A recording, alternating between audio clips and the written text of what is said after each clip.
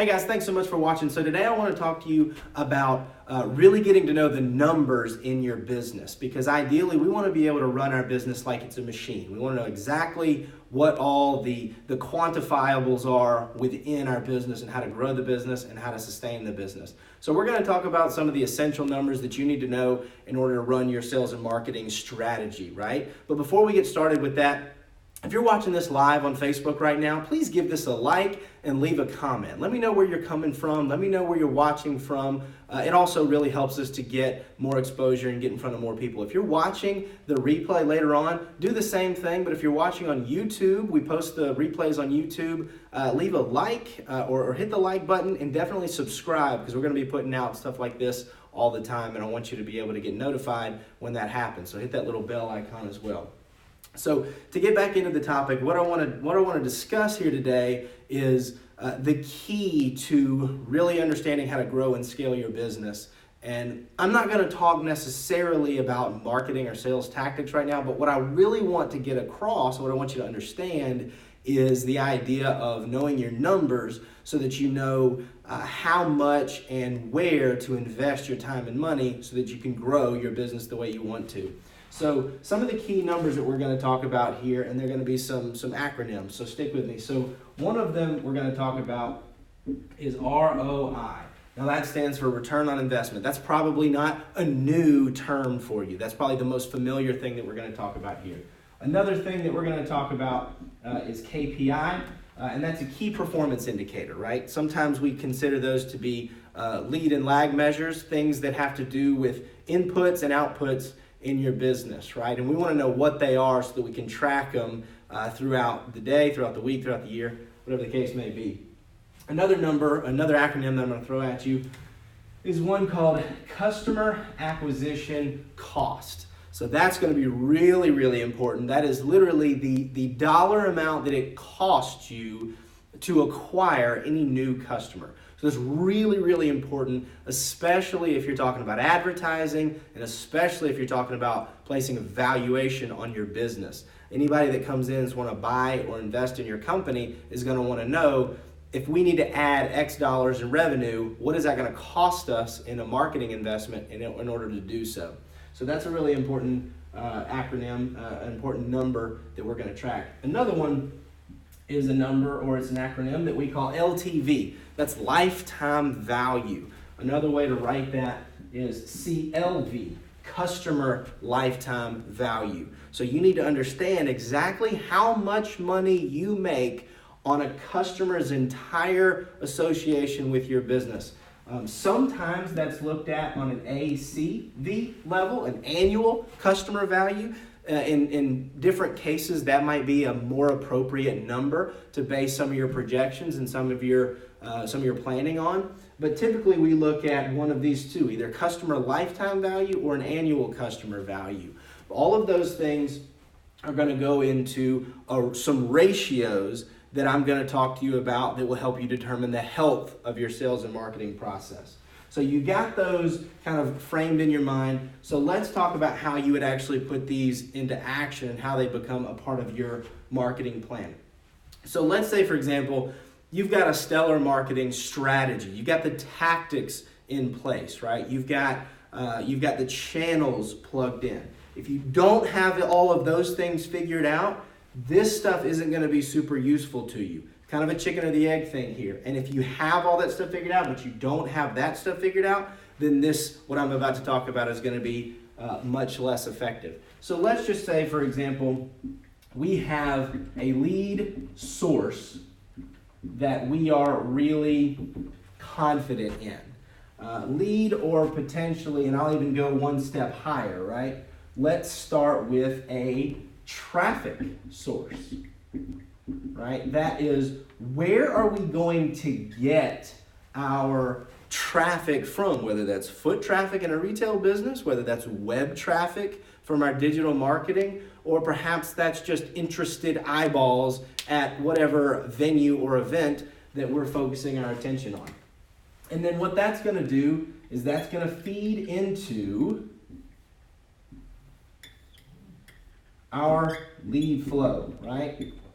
These people are going to become leads, right? It's going to be a smaller number than there is up here, right? So this might be, 1,000 people equals 100 actual leads. Bear with me, we're getting someplace. So then when they get to a little bit lower down the funnel, we're going to have, and we might call this, everyone terms these differently, but you might call this prospect, right? And for every 100 leads, we might get, say, 10 prospects. You can see that this number is getting smaller and smaller and smaller, and this then turns into a customer. And at this point, this is where we get our one customer. And so you can see that some numbers and some ratios are already developing here. You know that for every 1,000 people that come through your initial traffic source, 100 of them become leads, 10 of them become prospects, and 1 of them becomes a customer. So you could easily take this ratio here and say, hey, because this is working really well, because our funnel, and to draw this into a little bit more visually understandable way when I use the term funnel, to get one new customer out of the bottom of our funnel, we've got to figure out how to get 1,000 people from our traffic source. Again, whether that's from social media, from SEO, from mailers, whatever it is, we need to get 1,000 interested people who want to learn more about you and your business or organization. And if we feel comfortable about the process where we're able to take them from lead to prospect and turn them into a customer predictably, then it's very simple. All we need to do is then figure out how to acquire 1,000 interested people. Now, the next important question is then, well, how much can we reasonably spend in order to get that number of interested people, right? That's an important number to figure out, is how much can we afford to spend? Well, what we need to figure out first is this customer lifetime or annual customer value number, because we need to know how much we're going to earn in order to determine how much we can reasonably spend to acquire that customer. So let's take a perfect world and say that it is $1,000 that we're going to make from each specific, and let me do some different colors here to help illustrate this a little bit better. So let's say it is $1,000 that we're going to earn off of each customer. Well, you can easily see what we then need to do, right? If it's $1,000 is the value per customer, your customer lifetime value or your annual customer value, however you're looking to see that. Well, then we need to divide it by 10, right? So that means, because we need 10 prospects to create one customer. Therefore, each prospect is worth $100. We're willing to pay $100 to create a prospect. And then you have a $10 value for each lead, because you need 100 of them to equal one customer. And then, of course, at the top, that brings us to a nice round number of $1 that we value each individual person that comes through this traffic source at the top of the funnel. Now, that's not the complete picture, because what that tells you is how much this one person coming through the traffic source is worth to you. That does not tell you how much that you value, or how much, that you can afford to pay for that. You have to pay a lot less than $1 per person that comes through your traffic source if you're going to make any money off of this down here, right? You can't spend $1 to acquire 1,000, acquire one customer, because then you're going to make 1,000 and spend 1,000. That doesn't make any sense, right? So now you're going to have to do a lot more digging than what we're going to talk about over the course of this video to determine your margins, right, in order for you to make profit.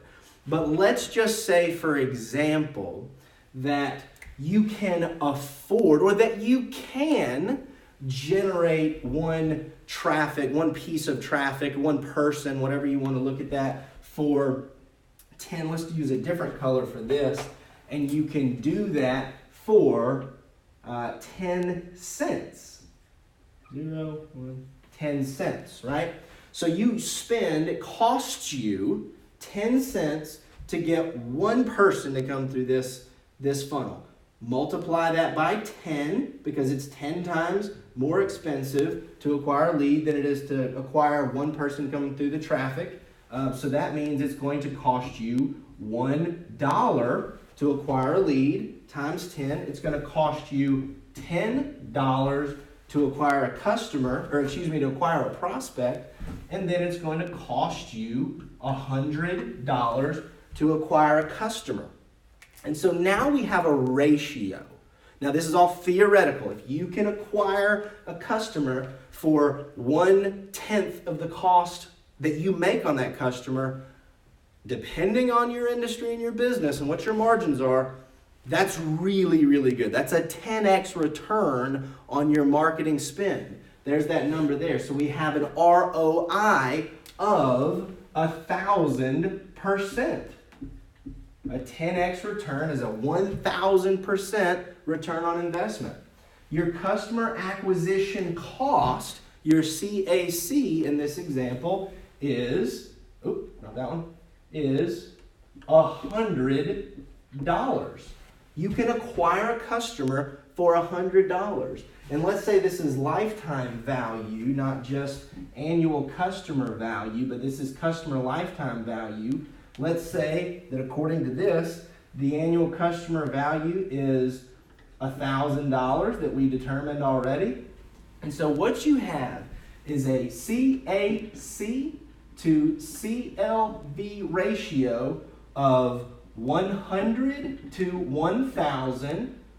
Use your reduced fractions like you learned how to do in elementary school. And so what we have is a 1 to 10 ratio of customer acquisition cost. We can acquire the customer for $1 and we make $10 out of it. It's a 1 to 10 ratio of CAC to LTV.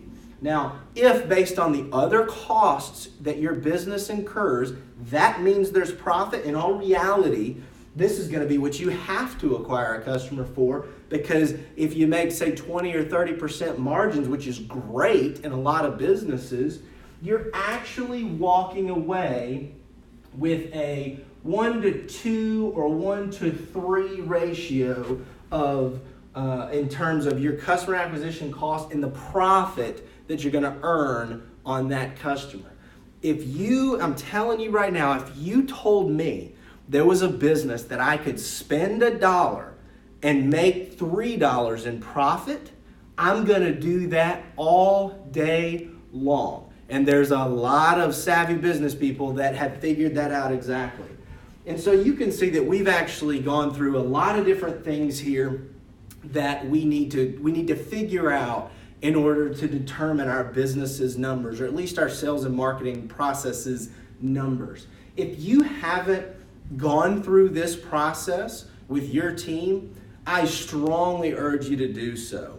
And if you need help doing that, well then I'd love to talk to you about this. And in addition to that, if you have done these numbers and you know roughly what you need to spend in order to acquire a customer, but you say, well, Reed, I have no idea how to do this, or maybe I can sell pretty well, but I don't know how to create prospects or leads or to generate traffic, then we especially need to have a conversation. We've got a lot of packages that range from half-day workshops where we'll help you figure all this out, in addition to how you can get your team working or yourself working to then go and execute a plan that we put together, all the way through monthly and weekly engagements where we'll work with you every single week to make sure that not only do you know all these numbers and how to do this, but that you can execute it and that you execute it the right way. So if that's something that you need, I strongly urge you to reach out to me. At the beginning, all we're going to do is sit down and have a conversation about how we might work with you and if we can even help. But hopefully, this has been a value add to you. And if you think this would be valuable to somebody else, I ask that you please share it with them, send the link to them, or leave their name or mention them in the comments. That'll bring them in and let them be able to see. But if you like this, then I really appreciate you watching it either way.